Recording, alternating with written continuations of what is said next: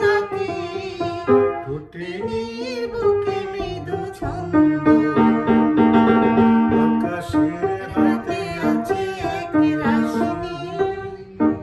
বাতাসের আছে কিছু গন্ধ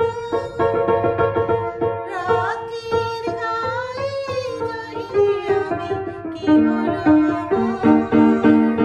লাচ্ছা প্রহরী কেন খুলে না খোদা